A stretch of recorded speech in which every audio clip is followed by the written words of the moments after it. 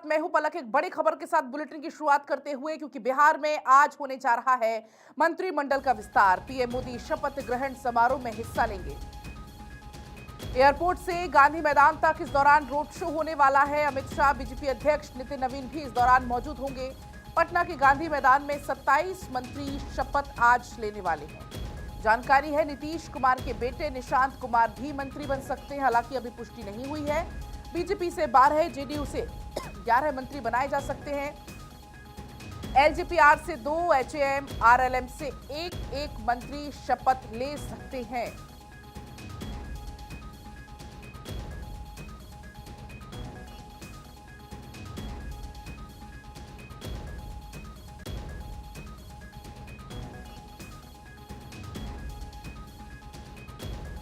तो बिहार कैबिनेट विस्तार में कौन कौन से संभावित नाम है वो भी आपको हम लगातार दिखा रहे हैं। जेडीयू से कौन कौन से नाम है, संभावित नाम आप जान लीजिए। श्रवण कुमार, अशोक चौधरी, लेसी सिंह, मदन सहनी और जमा खान का नाम इसमें सामने आ रहा है। अगर हम बात करते हैं बीजेपी की, तो बीजेपी के संभावित नाम भी आप जान लीजिए। मंगल पांडे, रामकृपाल यादव, श्रेयसी सिंह, विजय कुमार सिन्हा, नीतीश मिश्रा, सुनील कुमार पिंटू, अरुण शंकर प्रसाद, दिलीप जायसवाल, लखीन्द्र पासवान, जनक राम। एलजेपीआर से संभावित नाम भी जान लीजिए। संजय सिंह और संजय पासवान का नाम है। एचएएम की अगर हम बात करते हैं तो संतोष सुमन का नाम है। और आरएलएम से दीपक प्रकाश का नाम सामने आ रहा है। तो आज का दिन बहुत खास है। नीतीश कुमार के बेटे निशांत कुमार को लेकर भी कुछ सुगबुगाहट है कि हो सकता है कि वो भी मंत्री पद की शपथ लें। हालांकि अभी ये स्पष्ट नहीं हो पाया कि वाकई में शपथ लेने जा रहे हैं निशांत कुमार या नहीं। लेकिन शपथ ग्रहण की तैयारियां इस वक्त लगभग मानिए अंतिम मोड में चल रही हैं। प्रधानमंत्री नरेंद्र मोदी, गृहमंत्री अमित शाह जब खुद इस शपथ ग्रहण में पहुंचेंगे तो जाहिर सी बात है आज का ये पूरा कार्यक्रम बेहद खास प्रधानमंत्री अपनी मौजूदगी से बनाने जा रहे हैं। अमित शाह इस दौरान वहां पर मौजूद होंगे। सर्वेश जुड़ गए हमारे साथ ज्यादा जानकारी लेकर। सर्वेश, अब मान लिया जाए जो तैयारियां चल रही होंगी शपथ ग्रहण समारोह की लगभग अंतिम रूप में होंगी, और चूंकि खुद प्रधानमंत्री नरेंद्र मोदी के पहुंचने का कार्यक्रम है, अमित शाह के पहुंचने का कार्यक्रम है, तो ये पूरा कार्यक्रम अपने आप में बहुत खास हो जाता है फिर।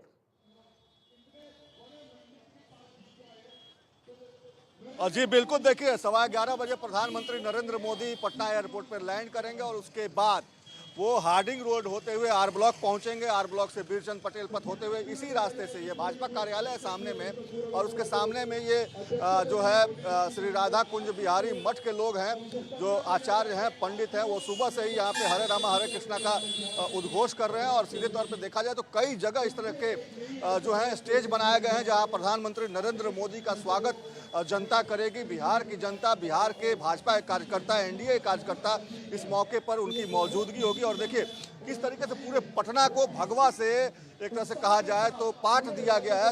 हर जगह आपको कमल के झंडे, बीजेपी के झंडे दिखाई देंगे। तोरण द्वार बनाए गए हैं। प्रधानमंत्री के स्वागत के लिए कई गेट बनाए गए हैं, कई जगहों पे उनका स्वागत किया जाएगा। तो एक तरह से कहा जाए तो ये खास मौका है, क्योंकि जब बिहार में नीतीश कुमार ने मुख्यमंत्री कुर्सी छोड़ी थी, उसके बाद जो सम्राट चौधरी की ताजपोशी हुई तो 2 ही मंत्री उनके साथ बनाए गए थे जो जेडीयू कोटे से थे। और इस पल का इंतजार तमाम लोगों को था, उन विधायकों को भी था जिनको मंत्री बनना था। और उसके बाद से आज वो दिन आया है जब 3 राज्यों में भाजपा को प्रचंड बहुमत मिली है, वहाँ पे सरकार बननी है। तो उसके बाद से अब देखा जाए तो अब ये तस्वीरें जो हैं वो एक तरह से कहा जाए तो खुशी का इजहार भी है, और साथ ही साथ अपनी ताकत का एहसास दिलाना भी है कि किस तरीके से भाजपा जो है अब स्थापित हो रही है। गंगोत्री से गंगा सागर तक भगवा लहरा रहा है। और इसके लिए प्रधानमंत्री मोदी की अगुवाई में जिस तरीके से लगातार चुनाव प्रचार चला है हर जगह, और उसमें सफलता मिली है, उसको लेकर उनको विशेष तौर पे धन्यवाद करने के लिए यह आयोजन रखा गया। पहले उनका कार्यक्रम जो था वो पटना एयरपोर्ट से सीधे उनको चौपर से गांधी मैदान जाना था, लेकिन जब बाद में उनका कार्यक्रम तब्दील किया गया और उसमें रोड शो को ऐड ऑन किया गया, और रोड शो जो है वो 11:15 बजे से करीब 12:15 बजे तक चलेगा, क्योंकि 12:10 में शपथ ग्रहण कार्यक्रम का समय रखा गया है। तो 12:15 तक माना जा रहा है, या 12:10 तक प्रधानमंत्री मोदी गांधी मैदान में पहुंच जाएंगे और वहां पे उनके साथ केंद्रीय गृह मंत्री अमित शाह होंगे, जेपी नड्डा होंगे, रक्षा मंत्री राजनाथ सिंह होंगे, तमाम बीजेपी के जो बड़े नेता हैं, चाहे भिखूभाई दलसानिया हो, विनोद तावड़े हों, जिन्होंने BL संतोष हो, जिन्होंने इस बार चाहे वो बंगाल हो, असम हो, पुडुचेरी हो या यूं कहें कि बिहार हो, हर जगह उनकी एक अहम भूमिका रही है और उस भूमिका में का जिस तरीके से उन्होंने निर्वाह किया है, तो उसको लेकर एक तरह से कहा जाए तो यह रोड शो तमाम उन नेताओं को एक बार धन्यवाद करने के लिए आयोजित किया गया है और इसमें जो है बीजेपी कार्यकर्ता काफ़ी उत्साहित हैं और आप देखिए किस तरीके की तस्वीरें हैं, आपको दिखाना चाहेंगे। जो मुख्य स्टेज की तस्वीरें हैं वो दिखाना चाहेंगे कि लगातार जो कार्यकर्ता हैं, आचार्य हैं, पुरोहित हैं, वो लगातार हरे राम हरे कृष्णा का उद्घोष कर रहे हैं, जय भाजपा का उद्घोष हो रहा है। और प्रधानमंत्री ऐसा बहुत कम देखा जाता है कि शपथ ग्रहण के पहले ऐसे PM पहुंचे, रोड शो हो, तो क्या इसको एक तरीके से हम शक्ति प्रदर्शन के तौर पर भी देख सकते हैं?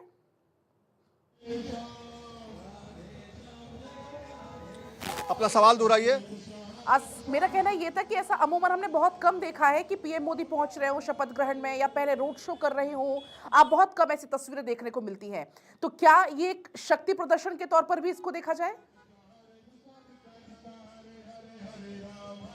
बिल्कुल, देखिए शक्ति प्रदर्शन भी है एक तरह से और एक तरह से अपने नेता को धन्यवाद कहने का भी ये एक मौका है, खास मौका, जिसमें कि नेता ने जिस तरीके का परचम लहराया है, गंगोत्री से गंगा सागर तक जिस तरीके से प्रधानमंत्री मोदी और उनके जो सिपह सलार हैं उन लोगों ने जिस तरीके से एक योजनाबद्ध तरीके से चुनाव में की रणनीति बनाई और उसमें जीत हासिल हुई, तो उसका भी एक तरह से इजहार है।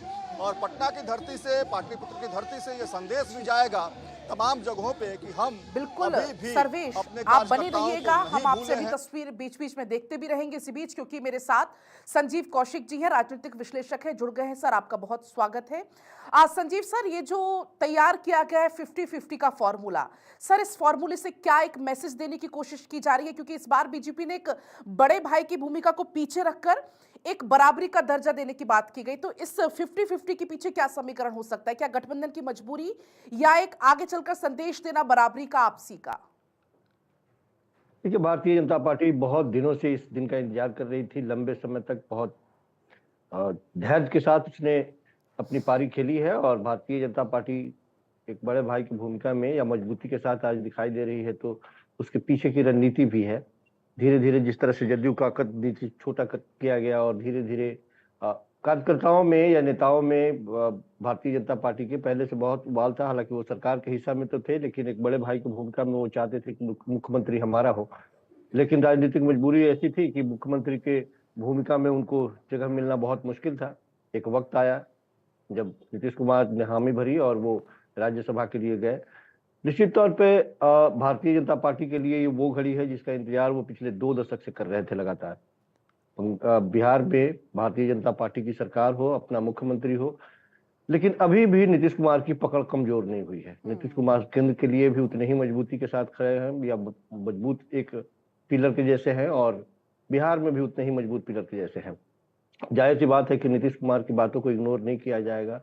यह भी सत्य है, शायद आपको भी पता हो, कि जाते जाते नीतीश कुमार ने अपनी एक हामी भरी थी सम्राट चौधरी के लिए और तभी सम्राट चौधरी का नाम आगे आया। उनकी भी पहली पसंद थे वो। किसी जमाने में उनको हटाने के लिए जो सम्राट चौधरी कभी पगड़ी या पाग बांध के बैठ के घूमते थे चारों तरफ, वो पाग उनके चरणों में रख करके उन्होंने आशीर्वाद लिया था। निश्चित तौर पर उसका सिला आज मिलता हुआ दिखाई दे रहा है सम्राट चौधरी को भी। तो अभी भी नीतीश की पकड़ वैसी ही। नीतीश कुमार जानते हैं कि वो अपने कार्यकर्ताओं को किस तरह से संतुलित रखेंगे या अपने पक्ष में रखेंगे, कार्यकर्ताओं में नाराजगी पैदा ना हो। हालांकि ये धीरे धीरे अब शांत होने के तरफ है। नीतीश कुमार के जाते ही नीतीश कुमार की जदयू वो जदयू नहीं रह पाई है जो नीतीश कुमार के रहते हुए है। तो केंद्र की राजनीति में भले उन्हें राज्यसभा पसंद आया, भेज दिया गया या अपने मन से गए, अब इस पर कोई चर्चा के लिए जगह नहीं है। सच ये है कि आज नीतीश कुमार बिहार में नहीं है और नीतीश कुमार के नाम पर ही इस बार भी लोगों से वोट मांगा गया था। लोगों से ये कहा गया था कि 25 से 30 फिर से नीतीश। तो जाहिर सी बात है कि जिस चेहरे पर लोगों से आपने वोट मांगा था वो चेहरा ही यदि गायब हो जाए और उस चेहरे को यदि रिप्लेस करके कोई एक नया चेहरा लाया जाए और लोगों को ये कहा जाए कि आप इसे एक्सेप्ट कीजिए, थोड़ी सी मुश्किल होगी। लेकिन राजनीति में इतना दांवपेच तो चलता ही है। बिल्कुल, और उसी नीतीश का नाम कुमार सर केंद्र की राजनीति भी है, जहां दांव पेच ना हो उसका नाम जी राजनीति कैसा। आपके पास लौटूंगी।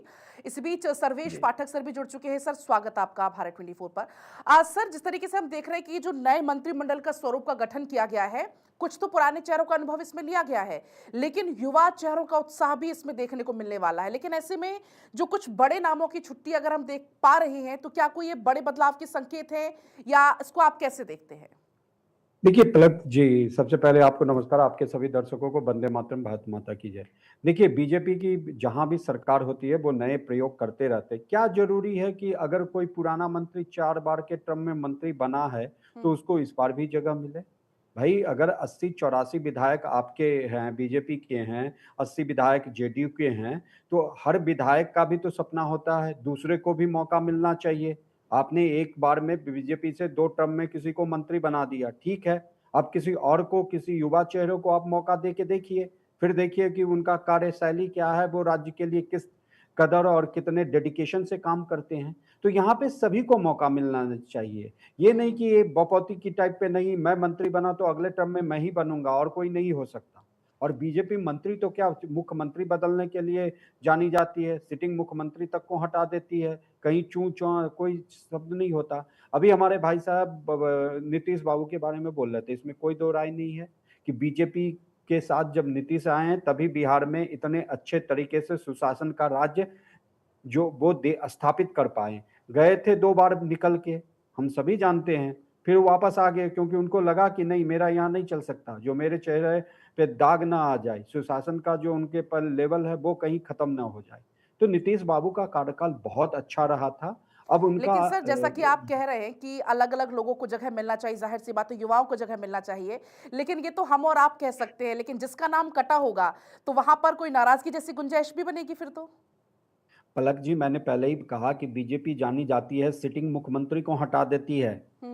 हम सभी जानते हैं, और दूसरे मुख्यमंत्री को बैठा देती है। क्या कहीं नाराजगी होती है? महाराष्ट्र में देखिए, जो देवेंद्र फडणवीस मुख्यमंत्री थे उनको डिप्टी चीफ मिनिस्टर बना दिया, तो कहीं कोई नाराजगी आई? नहीं आई। वो नाराज हुए, सीधे हाईकमान से ऑर्डर गया कि जाके डिप्टी चीफ मिनिस्टर का आप पदभार ग्रहण करिए और शपथ ग्रहण समारोह में शामिल हुए। वो भागते हुए गए और डिप्टी चीफ मिनिस्टर 2.5 साल बन के रहे। तो नाराजगी अपनी जगह है, वो तो आम वो लोगों की भावना है कि किसी को मंत्री पद अगर छिन जाए तो उसके मन में कड़वाहट, उसके मन में तो वो थोड़ी होगी। लेकिन बीजेपी में एक सच्चे सिपाही की भूमिका में वो कहीं भी रह के बीजेपी का काम करते रहते हैं। वहां पे कोई गुंजाइश नहीं होती है कि बिल्कुल, अंतर बदलाव के कला लिए सर हो बीजेपी जानी जा, जाती है। हमने राजस्थान का उदाहरण देखा, मध्य प्रदेश का देखा, छत्तीसगढ़ का देखा कि जिन नामों की कभी किसी ने कल्पना नहीं की होगी, आज वो राज्य की कुर्सी को संभाल रहे हैं। संजीव सर, आपके पास आते हुए सर, क्योंकि हमने देखा था कि विपक्ष लगातार गठबंधन में दरार की बात कह रहा था, लेकिन आज अब जब ऐसा कार्यक्रम का आयोजन किया जा रहा है, 50-50 यहाँ पर समीकरण तय कर दिए गए हैं, तो क्या ये विपक्ष का मुंह बंद कराने के लिए भी एक पूरी सोची समझी प्रक्रिया मानी जाए इसको? देखिए, विपक्ष का क्या है, विपक्ष तो अपने तरीके से इसका विश्लेषण करेगा ही और बोलेगा ही, लेकिन मूल बात यह है कि भारतीय जनता पार्टी की पूरी कोशिश है कि सचमुच में किसी तरह से कोई दरार पैदा ना हो। उनकी कोशिश यही है। अब ये सर्वेश भाई बोल रहे हैं कि भारतीय जनता पार्टी किसी को भी कभी भी बना सकती है, ये बात बिल्कुल सही है कि किसी के नाम का भी पर्ची केंद्र से निकल सकता है और उसे मुख्यमंत्री बनाया जा सकता है, लेकिन बिहार के संदर्भ में ऐसा नहीं है। बिहार के संदर्भ में सर्वेश भाई को भी पता है कि किस तरह से नीतीश कुमार अड़े हुए थे कि सम्राट चौधरी ही उनके जगह पर रहेंगे, और वही हुआ भी। तो नीतीश कुमार को बिल्कुल हाशिए पे धकेल दिया जाए या नीतीश कुमार को कोई अहमियत न दी जाए, ऐसा संभव नहीं है। और 50-50 का फॉर्मूला निश्चित तौर पर असंतोष को रोकने के लिए, किसी तरह से कोई असंतोष पैदा न हो, क्योंकि सब जानते हैं कि नीतीश कुमार के जाने के बाद में नीतीश कुमार के कार्यकर्ता, उनके मंत्री और उनके नेताओं में एक व्यापक रोष तो था ही, गुस्सा था ही। उनके कार्यालय पर जिस तरह से वो प्रदर्शन करते हुए दिखाई दिए, बेटे को मनाने की बात थी, बेटे को आगे बढ़ाने की बात थी। हालांकि इन सब तमाम दावों के बीच में, बातों के बीच में नीतीश कुमार ने जो तय किया था, वो जहां जाना था वो गए, लेकिन आगे की राह आसान नहीं है। जदयू के अंदर और जदयू के बाहर सरकार में भी खींचतान होती रहेगी।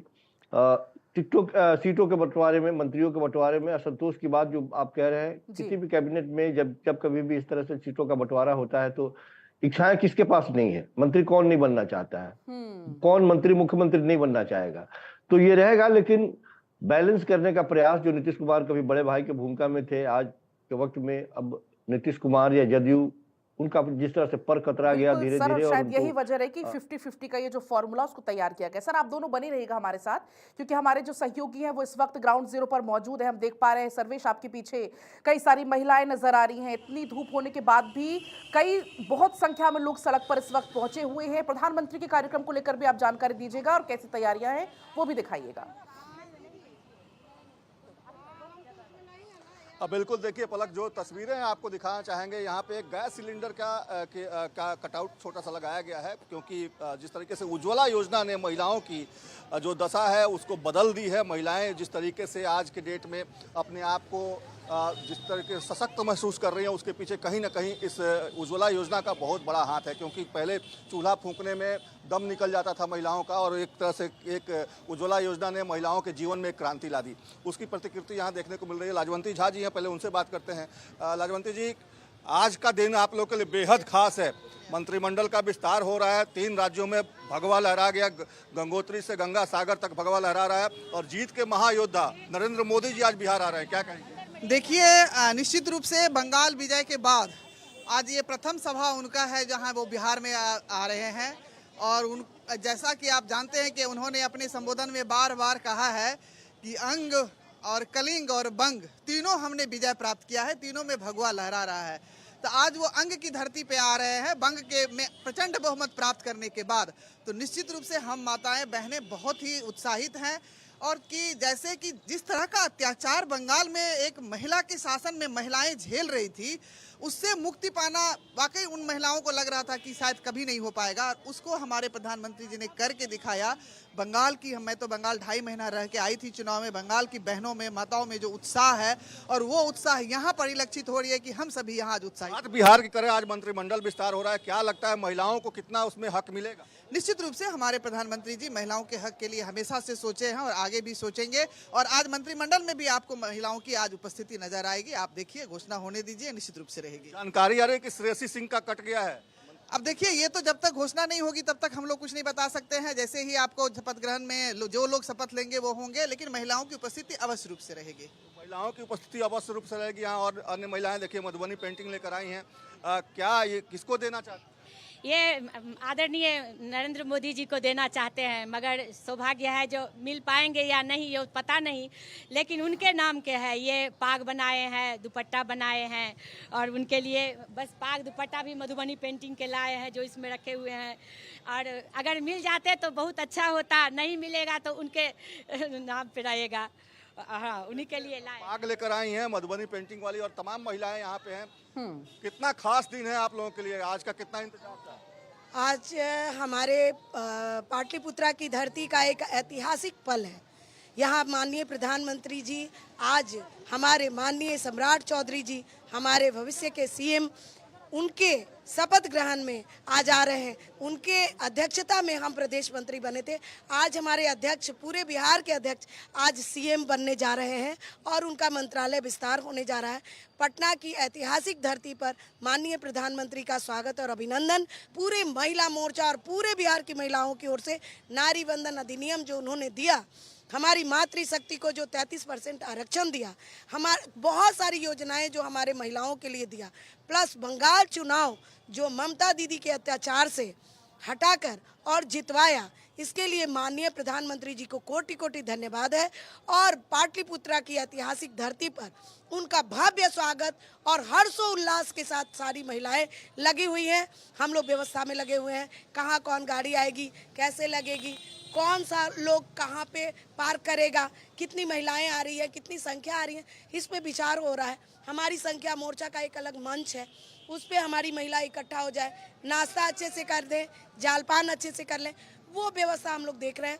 तो हम व्यवस्था तमाम की गई है, और व्यवस्था तमाम महिलाएं जो हैं, महिला मोर्चा की ये तमाम नेत्रियां हैं जो यहाँ पे मौजूद हैं और इंतजार कर रही हैं उस पल का जब मोदी जी इस रास्ते से गुजरेंगे, और जब हाथ हिलाकर अभिवादन ये करेंगी तो वो इनके लिए बेहद खास हो जाएगा। क्या करने आई हैं आप? आज इस गांधी मैदान के ऐतिहासिक बहुत बड़ा क्षण है जहां पे मंत्रिमंडल का शपथ ग्रहण समारोह होगा।